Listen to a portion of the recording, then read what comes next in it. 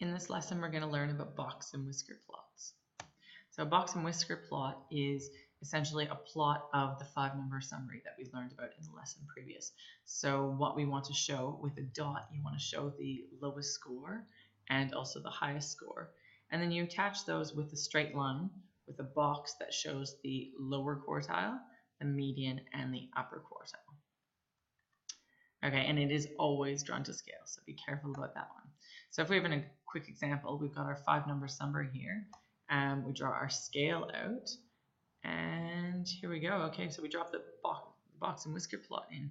So in this case, you can just read it straight off the scale. So you've got 4 there, 28 here. This value should be 23. The median, which was 21, and the lower quartile, which was 15. So another way that you can draw it is, instead of drawing this scale here, you can just put those 5-number summary directly above where the lines or the dots appear. Okay, so let's do an example. So if you have an example with speeds, we're looking at kilometers an hour. We have our minimum value, which is 82, so maybe a little dot around here. Okay, our maximum value is 114. So we're going to draw a little dot right around here.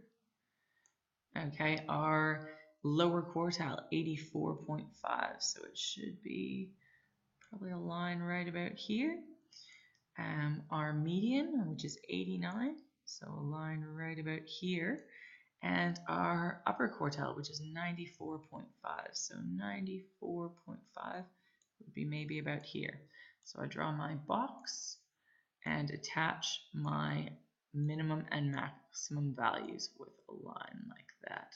So if I just show you on the next slide just a clean value of that, this is how to draw a box and whiskers plot.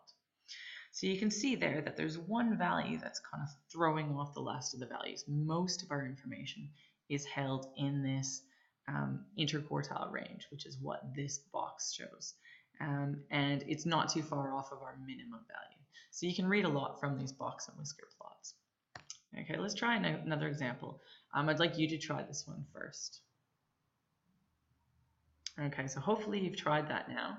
And let's try and draw it in. Okay, so if I have, I'll need to draw my minimum value with a dot right about here, my maximum value with a dot right about here, my lower quartile, have a line at 3, and my median, I should draw a line at 6, and my upper quartile, a line at 8.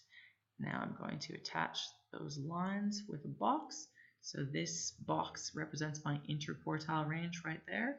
And I draw a little line out showing the upper 25%, upper 25% of the marks, and another line showing the bottom 25% of the marks. So that's it. Hopefully you got that one. Now we're just going to look a little bit at some different analyses of kind of what these plots actually show us. So in this top one here, you can see that an extreme value, if there's one value that stands right out and doesn't fit in at all, sometimes you won't include that in your box plot. So you won't make that your bottom number. You'll exclude that and say, okay, this is an outlier, draw it with an X, and include your next lowest value as your minimum value. We can say that a box plot is symmetrical when the all the values, so the 2 dots and your lower quartile and upper quartile, are just well distributed in a middle value around that median. Your values or your box plot will be negatively skewed if you have most of your values will be contained up around this top end. And that's why your median is up around that top end instead of centralized. So it's negatively skewed. There's a few values that are pulling it down here, but most of it's up here. And we say that it's positively skewed if most of your values are contained in the negative side. So most of your values would be down here. So your median's down in this lower area. But there's a few numbers here that is kind of stretching it out that way. So that's why we say it's positively skewed. So that should be most of everything that you need to know about box and whiskers.